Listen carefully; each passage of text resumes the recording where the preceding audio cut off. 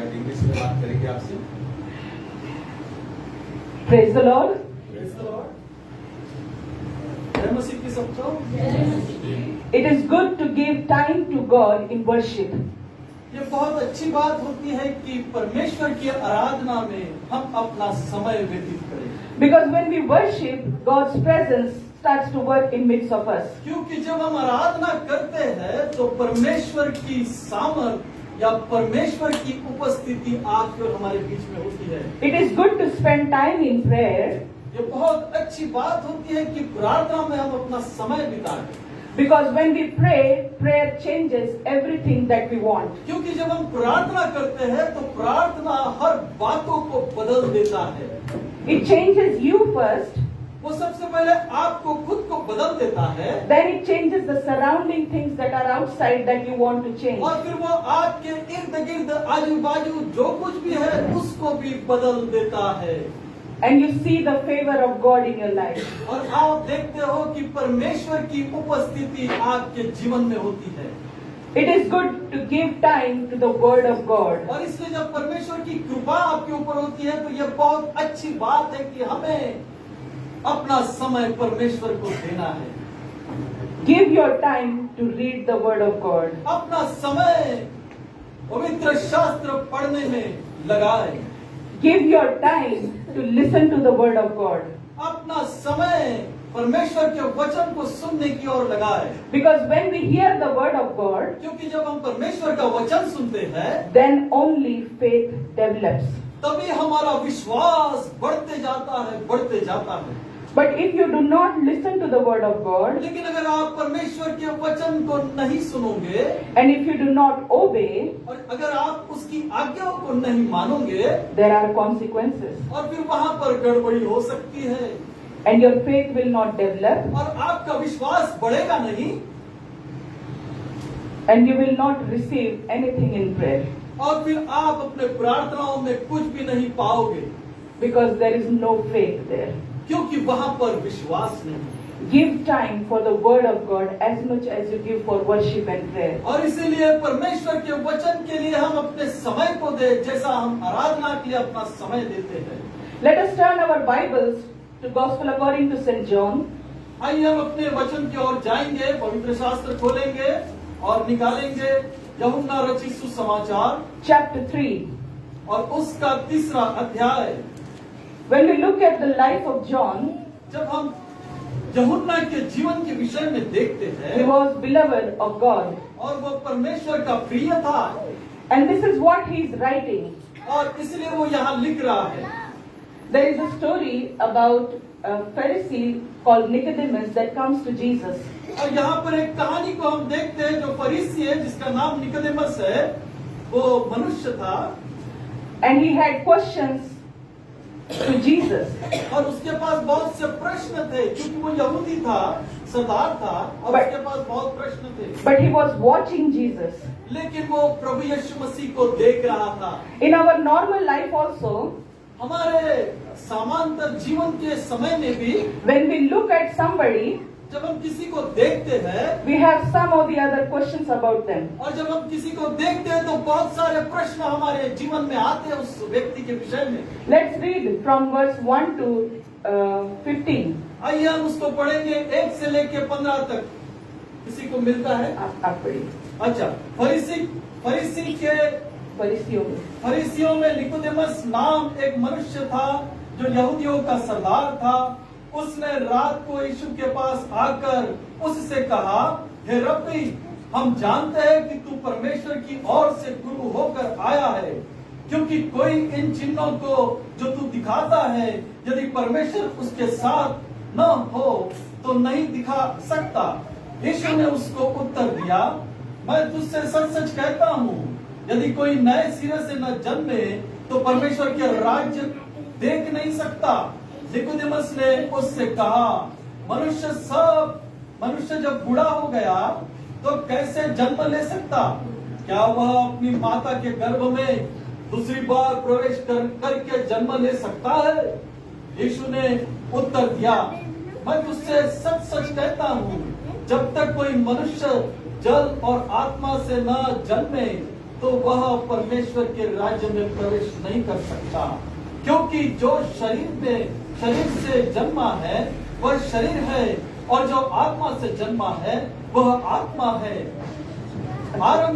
अचंबा न कर कि मैंने तुझसे कहा, तुझे नए सिरे से जन्म लेना आवश्यक है। हवा जिधर चाहती है उधर चलती है, और तू उसका शब्द सुनता है, परंतु नहीं जानता कि वह कहाँ से आती है और किधर को जाती है। जो कोई आत्मा से जन्मा वह ऐसा ही है। निकोदेमस ने उसको उत्तर दिया, ये बातें कैसे हो सकती है? 10वां वचन, यह सुनकर यीशु ने उनसे कहा, तू इस्राएलियों का गुरु होकर भी क्या इन बातों को नहीं समझता? मैं तुझसे सच सच कहता हूँ कि हम जो जानते हैं कि क्या वह कहते हैं, और जिसे हमने देखा है उसकी गवाही देते हैं, और तुम हमारी गवाही ग्रहण नहीं करते। जब मैंने तुमसे पृथ्वी की बातें कही और तुम विश्वास नहीं करते, तो यदि मैं तुमसे स्वर्ग की बातें कहूं तो फिर कैसे विश्वास करोगे? क्योंकि स्वर्ग पर नहीं चढ़ा कोई स्वर्ग पर नहीं चढ़ा, केवल वही जो स्वर्ग से उतरा, अर्थात मनुष्य का पुत्र जो स्वर्ग में है। और जिस रीति से मूसा ने जंगल में सांप को ऊंचे पर चढ़ाया, उसी रीति से अवश्य है कि मनुष्य का पुत्र भी ऊंचे पर चढ़ाया जाए, ताकि जो कोई उस पर विश्वास करे वह अनंत जीवन पाए। Nicodemus is saying to Jesus that when I see you, I know that you are sent from God. Nicodemus प्रभु यीशु मसीह से कह रहा है कि जब मैं तुझको देखता हूँ तो मैं इस बात को जानता हूँ कि तू परमेश्वर की ओर से बुलाया गया। Because you are showing something that nobody else can show. क्योंकि तुम इस चीज को दिखा रहे हो जो दूसरा कोई दिखा नहीं सकता। Your life is so much showing how God is working from you to others. और तुम्हारे जीवन के अंदर परमेश्वर कैसे काम कर रहा है ये लोगों तक दिखता है जब तुम कार्यों को करते हो। And that's why he is saying to Jesus, "O teacher." और इसलिए वो प्रभु यीशु मसीह को निकोदेमस बोल रहा है, हे गुरु। Jesus says to him, और यीशु ने उससे कहा, "Truly, truly, I say unto you, सच सच मैं तुझसे ये कहता हूँ, unless one is born again, he cannot see the kingdom." जब तक कोई मनुष्य पुनर्जन्म नहीं लेता, नए सिरे से जन्म नहीं लेता, तब तक वो परमेश्वर के राज्य को नहीं देख सकता। To born again, फिर से नए सिरे से जन्म लेना। It is very common to know that a person is born once but not twice. और इसलिए ये बहुत सामान्य बात है कि आप और हम ये जानते हैं कि जो मनुष्य एक बार जन्मता है वो दोबारा नहीं जन्मता। And Jesus is saying to him, और यीशु उससे कह रहा है, you need to be born again. यीशु कह रहा है तुझे फिर से नए सिरे से जन्म लेना है। If you want to see the kingdom of God, अगर परमेश्वर के राज्य को तुझे देखना है, you have to be born again. और तेरे को फिर से फिर नए सिरे से जन्म लेना है। If you are not born again, अगर आप नए सिरे से जन्म नहीं लिए हैं, you are not able to see the kingdom of God. तब आप अपनी आंखों से वो परमेश्वर के राज्य को नहीं देख सकते। When you read the word of God, you already know that He is saying that I see that God is with you. और जब हम पवित्र शास्त्र को पढ़ते हैं तो हम इस चीज को देखते हैं कि निकोदेमस बोल रहा है कि मैं ये देख सकता हूँ कि तू परमेश्वर की ओर से आया। But God is saying, but Jesus is saying to him that you cannot see unless you are born again. लेकिन यीशु मसीह बोल रहा है कि तू तब तक स्वर्ग के राज्य को नहीं देख सकता जब तक तू नए सिरे से जन्म नहीं लेता। We can see all the miracles that we want. हम सारे चमत्कारों को देख सकते हैं। We can say, wow, what a man of God and woman of God she is. So many miracles. और फिर जब हम इस चमत्कारों को देखते हैं तो हम ये बोलते हैं कि ये क्या परमेश्वर का दास है, ये क्या परमेश्वर की दासी है। And we will praise all the miracles. और जो चमत्कार हो रहे हैं, उसमें हम वाह पाएंगे और बड़ाई करेंगे। But you cannot see the kingdom of God by watching miracles. लेकिन फिर भी हम स्वर्ग के राज्य को ऐसे चमत्कारों के द्वारा स्वर्ग के राज्य को नहीं देख सकेंगे। What must happen to you आपके जीवन में क्या होना चाहिए so that you can see the kingdom of God? कि आप परमेश्वर के राज्य को देखने पाए? The word of God here clearly says here, और परमेश्वर का वचन साफ रीति से यहाँ कहता है, Nicodemus says to Jesus, Nicodemus ने यीशु से कहा, how can I be born again? मैं कैसे फिर से जन्म लूं? I am so old now. अभी मैं तो बूढ़ा हो गया हूँ I cannot go back in the womb of my और mother. मैं अपने माँ के कोख में फिर जा नहीं सकता। I don't think so any one of us here can go back into the mother's womb. मैं नहीं सोचती कि यहाँ जितने बैठे हम कोई अपनी माँ के गर्भ में जा सके। But this is what Jesus is saying to him. लेकिन प्रभु यीशु मसीह यही बात निकोदेमस को कह रहा है You got to be born again. कि तुझको नए सिरे से जन्म लेना होगा। And then Jesus explains what does it mean to be born again. और इसीलिए फिर प्रभु यीशु मसीह ने निकोदेमस को यह समझाया कि नए सिरे से जन्म का मतलब क्या होता है। He says in verse 5, 5वें वचन में वो कहता है, Truly, truly I say to you, unless one is born of water and the Spirit, he cannot enter the kingdom of God. मैं तुझसे सच सच कहता हूँ, जब तक कोई मनुष्य जल और आत्मा से न जन्मे तो वह परमेश्वर के राज्य में प्रवेश नहीं कर सकता। He already said to Nicodemus that you have to born again, be born again. इसलिए क्योंकि यीशु मसीह ने पहले ही निकोदेमस को कहा कि तुझे फिर से नए सिरे से जन्म लेना है। And now he is saying about the water also. और अब ये पानी और आत्मा की बात कर रहा है। He is saying this to tell Nicodemus what really needs to happen in your life. और प्रभु यीशु मसीह निकोदेमस को ये बात बता रहा है कि उसके जीवन में क्या करने की आवश्यकता है। Unless one is born of water अगर कोई पानी से बपतिस्मा न ले and the Spirit, और आत्मा से बपतिस्मा न ले, he cannot enter into the kingdom of तब God. तक वो परमेश्वर के राज्य में प्रवेश नहीं कर सकता। That which is born of flesh is flesh, और जो शरीर से जन्मा है वो शरीर है, and that which is born of spirit is spirit. और जो आत्मा से जन्मा है वो आत्मा है। Are we born of water, क्या आज हम उस पानी से जन्मे हुए लोग हैं, or are we the people that are born of water and spirit and new life? क्या फिर आज हम उस ऐसा जन्म आपको और मेरा हुआ है कि हम पानी, आत्मा And new life. और नए जीवन से हम जन्म लिए हैं। Our life needs to have these three compulsory in our life to see the kingdom of God. अगर परमेश्वर के राज्य को हमें देखना है तो ये तीन चीज की आवश्यकता हमारे जीवन में होनी चाहिए। And Jesus is saying to him, और प्रभु यीशु मसीह से कह रहा है, that which is born of flesh is flesh, जो शरीर से जन्मा है वो शरीर है। and we know what is born of flesh. और हम जानते हैं कि शरीर से जन्मा क्या होता है। All the things of the flesh is born of flesh. हर बातें जो शरीर की है वो शरीर के द्वारा उत्पन्न होती है। Bible says परमेश्वर का वचन कहता है, that which is born of spirit is spirit.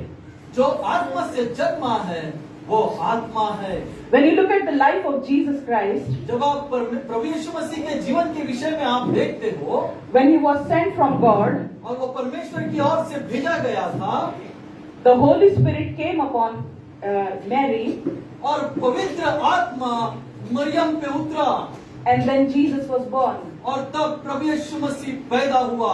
Because the word said, क्योंकि परमेश्वर का वचन कहता है, unto you a son is given, तुझे एक पुत्र दिया जाएगा, and you would call him Jesus.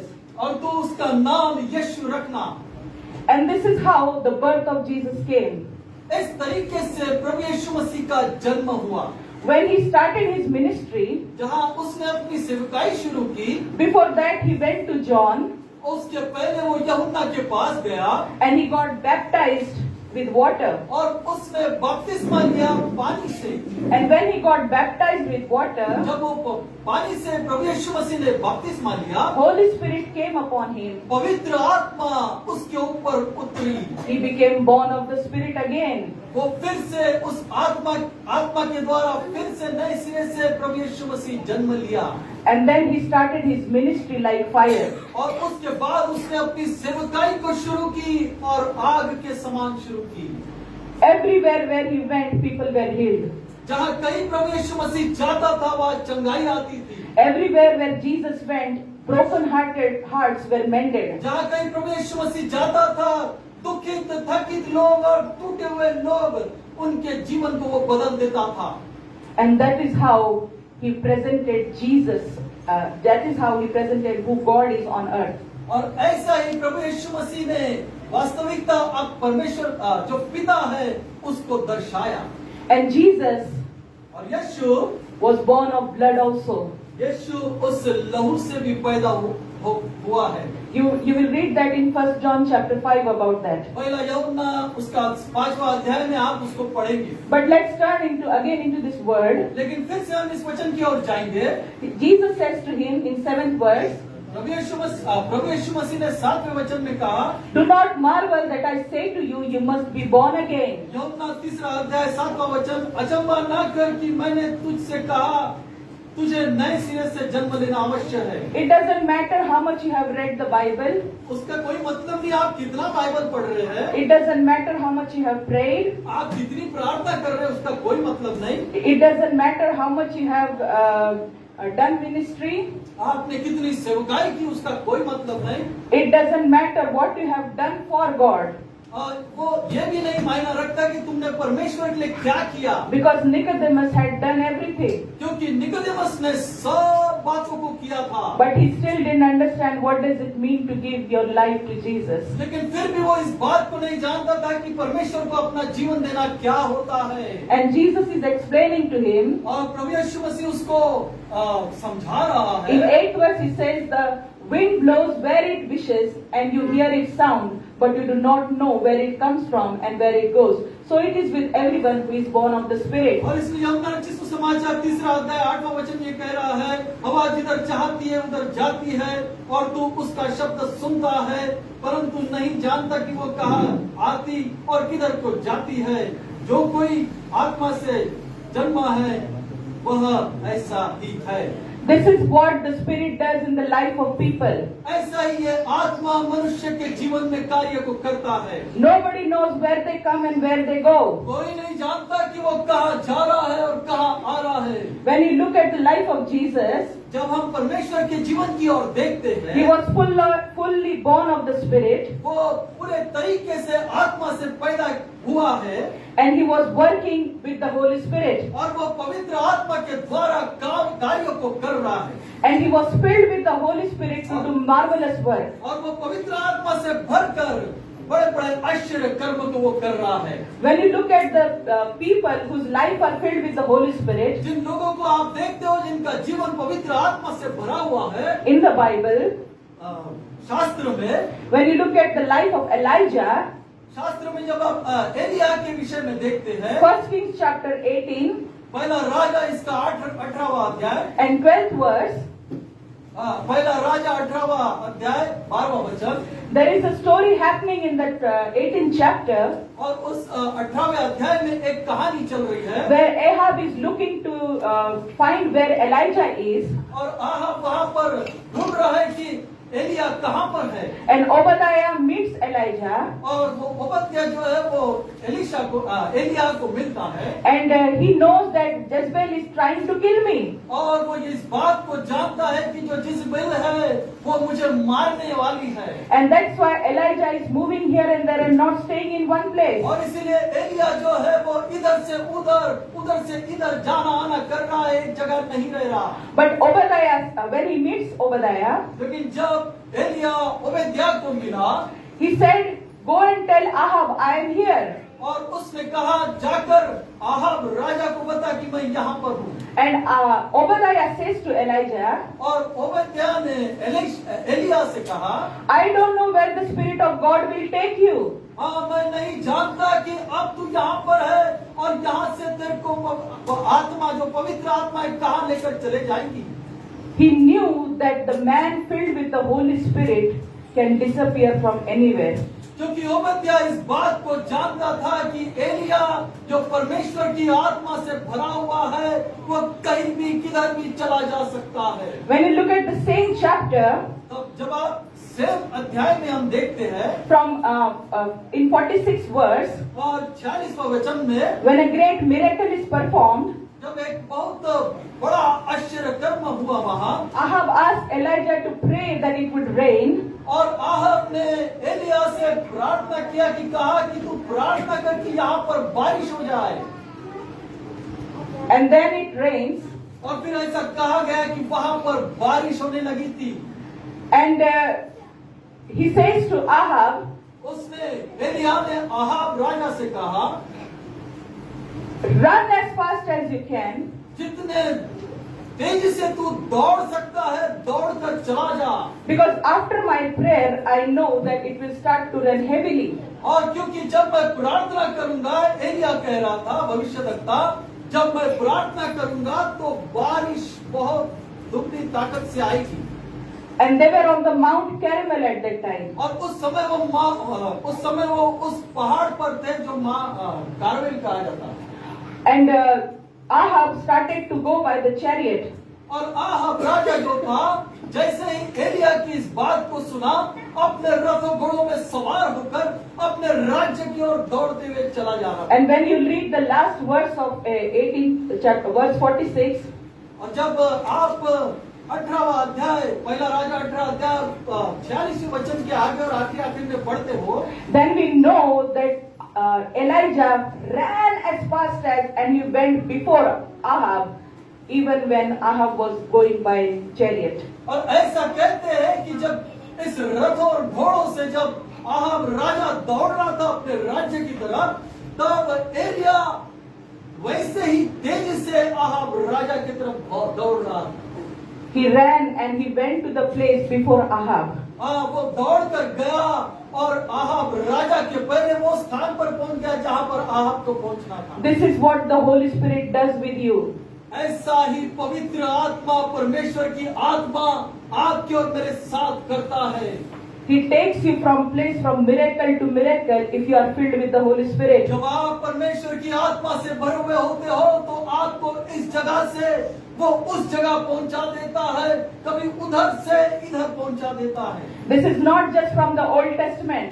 लेकिन ये केवल इस पुराने नियम के अनुसार नहीं। When you look at the life of Philip, लेकिन अगर आप फिलिप की लाइफ देखते हो, the book of Acts chapter 8, प्रेरितों के काम इसका 8वां अध्याय, you look at the story of an Enoch that is on the chariot and he is reading from the book of Isaiah. वहां पर आप Chapter 8. 8वें अध्याय को हम देखते हैं। That one Enoch is going on the chariot. एक हनोक है जो एक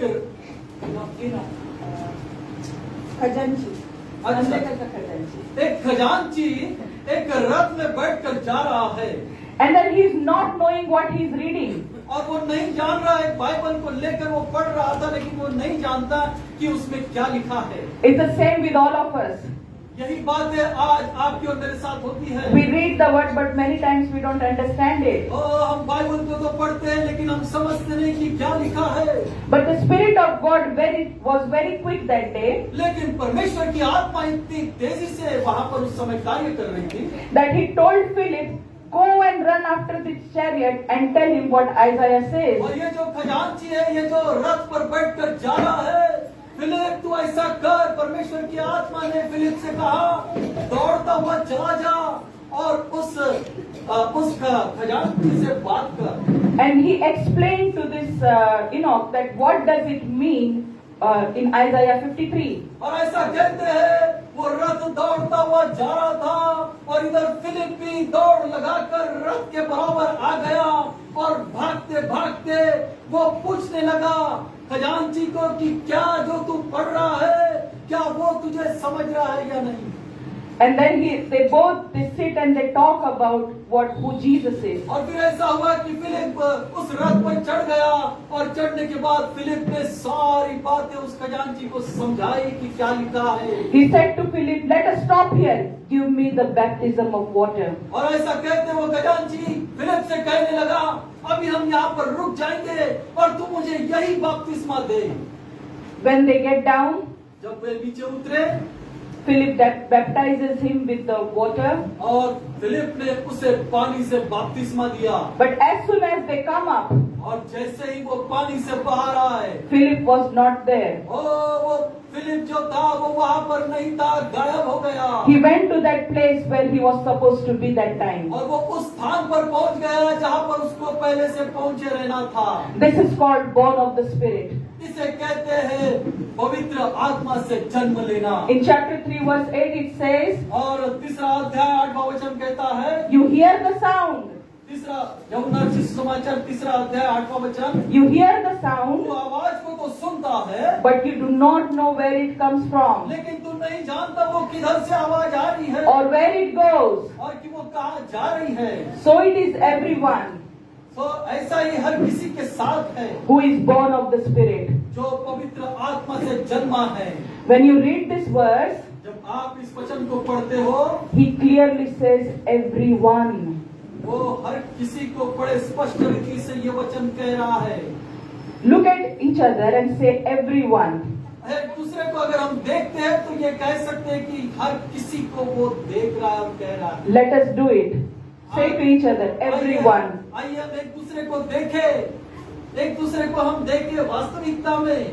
Everyone. हर किसी को कहिए, हर किसी को। Say to each other, हर किसी को. हर किसी को।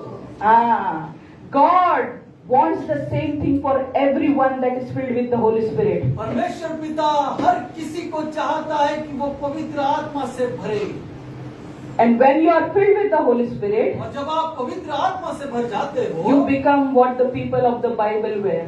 और आप वो शख्स बन जाते हो जो बाइबल में जो आप उसके बड़े बड़े दासों को देखते हो। But Nicodemus is still not understanding. लेकिन निकोदेमस जो है वो इस बात को नहीं समझ रहा। How can this be? और यही निकोदेमस यहाँ पर ये सोच रहा है कि मैं पुनर्जन्म कैसे लूं।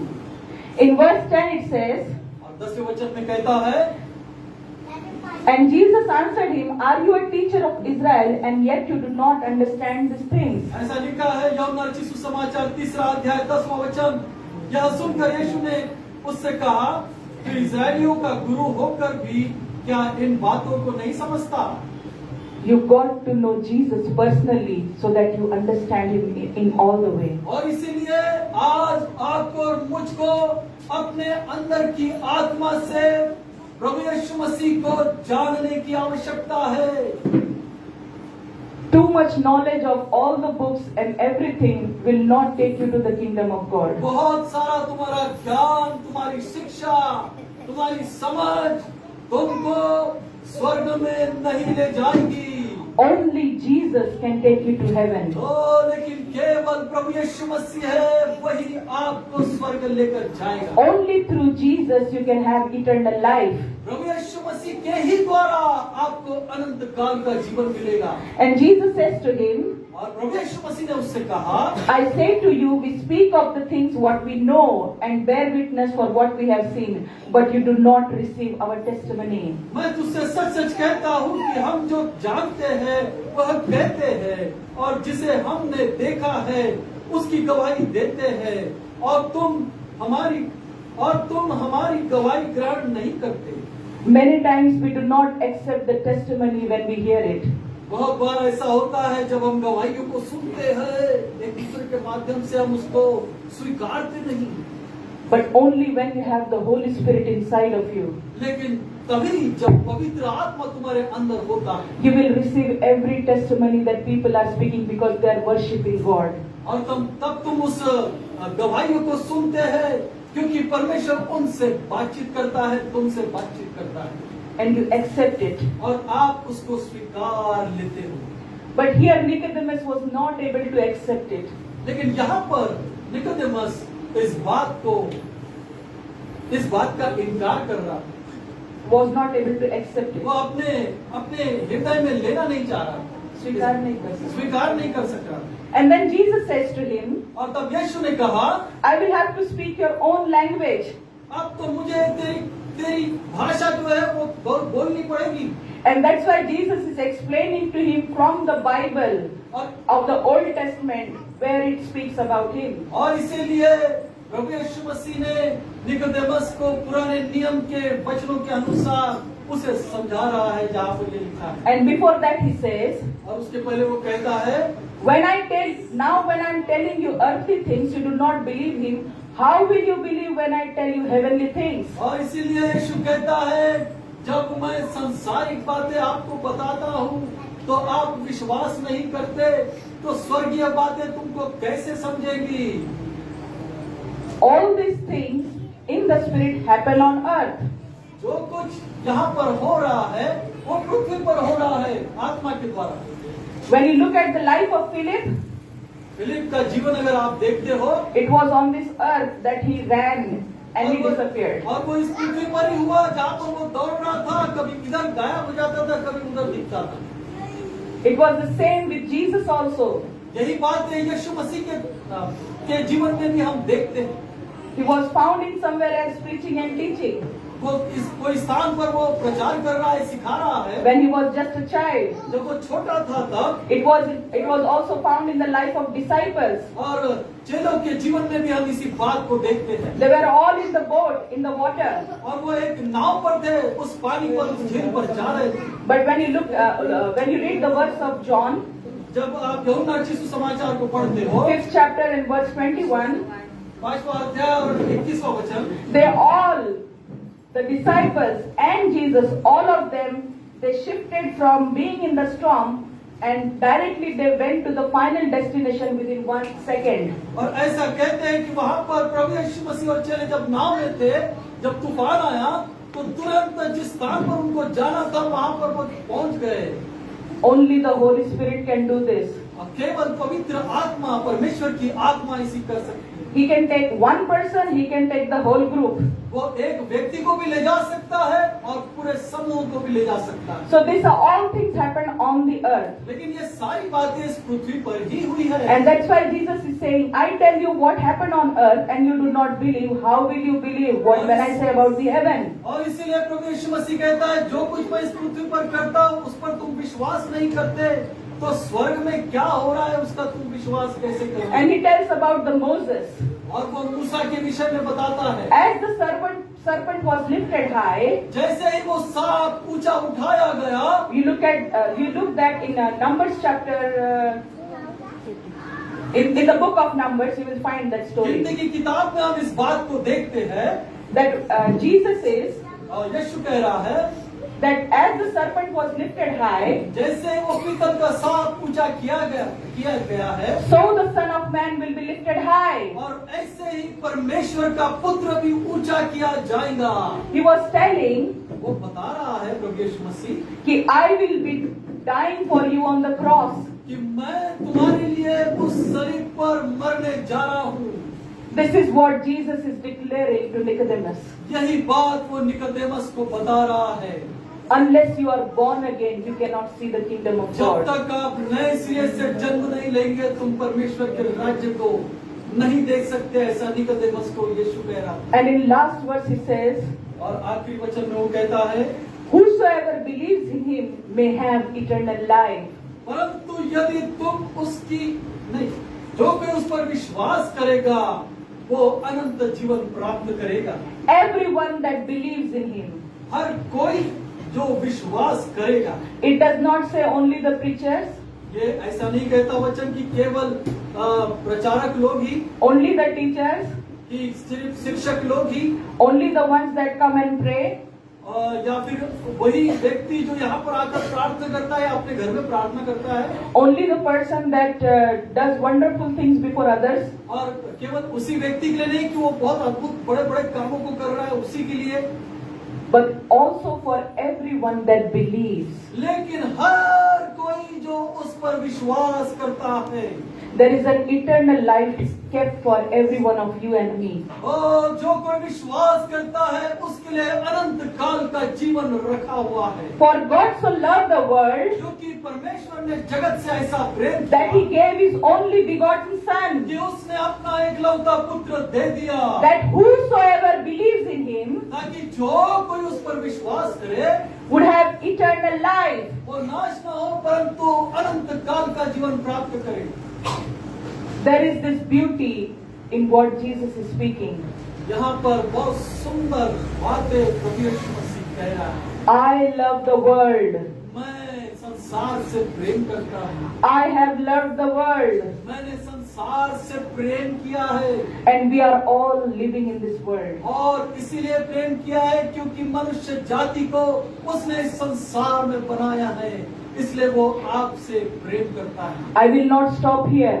मैं यहाँ पर नहीं रुकूंगी। When you read the verse from 17 onwards, you will receive Jesus in your life like anything. जब आप 17वें वचन से आगे पढ़ेंगे तब आप प्रभु यीशु मसीह को अपने जीवन में ले लेंगे। For God did not send His Son into the world to condemn the world, but in order that the world might be saved through Him. 17वां वचन यूहन्ना रचित सुसमाचार 3 अध्याय 17वां वचन कहता है, परमेश्वर ने अपने पुत्र को जगत में इसलिए नहीं भेजा कि जगत पर दंड की आज्ञा दे, परंतु इसलिए जगत उसके द्वारा उद्धार पाए।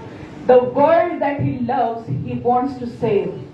जो जगत को परमेश्वर ने बनाया उसको वो बचाना चाहता है। The world that is inside of you, जो जगत तुम्हारे हृदय के अंदर बनाया है, He wants to save you.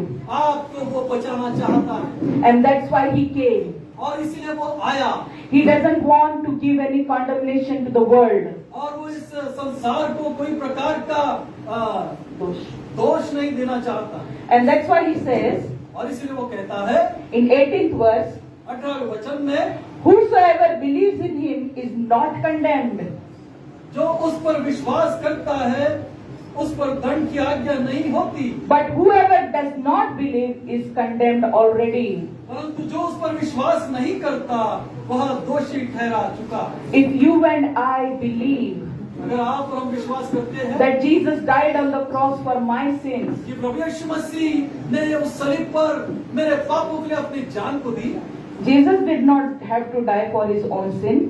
प्रभु यीशु मसीह को अपने खुद के पापों के लिए मरने की आवश्यकता है, It is we who need to die to our own sins. क्योंकि परमेश्वर तो पवित्र है, प्रभु यीशु मसीह पवित्र है, लेकिन वो हम है जो पापी है, जिस पाप के लिए प्रभु यीशु मसीह ने अपनी जान उस सलीब पर दी। And 19th verse it says, और 19वां वचन ये कहता है, And this is the judgment, the light has come into the world, and people loved the darkness rather than light, because their works were evil. और दंड की आज्ञा 19वां वचन कहता है, और दंड की आज्ञा का कारण यह है कि ज्योति जगत में आई है और मनुष्य ने अंधकार को ज्योति से अधिक प्रिय जाना। When we love darkness, we do not want to walk in light. और इसलिए अगर हम अंधकार में चलना पसंद करते हैं तो हम उजाले में चलना पसंद नहीं करते। When you are walking in darkness, you don't want to come before people and say, I am a sinner, save me. I need savior. ओ यदि हम अंधकार में चलते हैं तो हम कभी नहीं कहेंगे कि मैं पापी हूँ, तू मुझे बचा। But we will walk in that great darkness that cannot save us. लेकिन हम उस गहरे अंधकार में चलते रहेंगे, Our, बचा नहीं सकता। there are two kinds of repentance. दो प्रकार का पश्चाताप है। When you look at the life of Jesus, जब आप प्रभु यीशु मसीह के जीवन के विषय में देखते हैं, two very different people were in his life. और उसके जीवन में दो ऐसे अलग अलग व्यक्ति आप देख सकते हो। When at the time of the cross, और वो क्रूस के सामने जब समय था, Peter पतरस denied 3 times, I don't know him. पतरस 3 बार परमेश्वर का प्रभु यीशु मसीह का इनकार किया और कहा कि मैं इसे नहीं जानता। But when he realized he has done mistake, he cried and asked forgiveness. लेकिन फिर जब उसने ये बात को जाना कि मैंने जो कहा, वो उसने पश्चाताप किया। This is what whoever is born of the light does. और ये वही करता है जो रोशनी के द्वारा या उजियारे के द्वारा अपने जीवन को लेकर चलता है, वो पश्चाताप करता है। But when we look at the life of Judas Iscariot, लेकिन यहूदा इस्करियोती के जीवन में अगर हम देखते हैं, he also was crying. वो भी रो रहा था।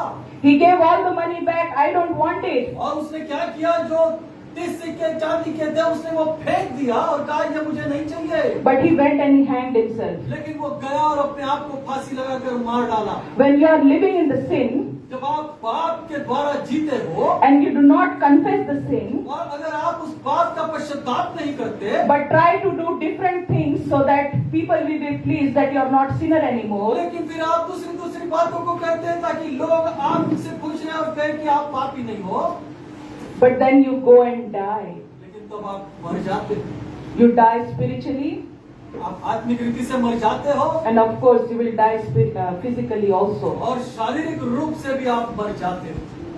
You become lifeless in darkness. आपका जीवन बहुत खराब जीवन हो जाता है इस अंधकार, घोर अंधकार के। In verse 20 it says, 20वें वचन में कहता है, क्योंकि जो कोई बुराई करता है वह ज्योति से बैर रखता है और ज्योति के निकट नहीं आता, ऐसा न हो कि उसके कामों पर दोष लगाया जाए। 21 verse. परंतु जो सत्य पर चलता है वह ज्योति के निकट आता है ताकि उसके काम प्रकट हो कि वह परमेश्वर की ओर से किए गए हैं। Let us work, come in presence of God and people. और इसीलिए आज परमेश्वर की उस उपस्थिति के द्वारा हम उस कार्यों को करें अपने जीवन में।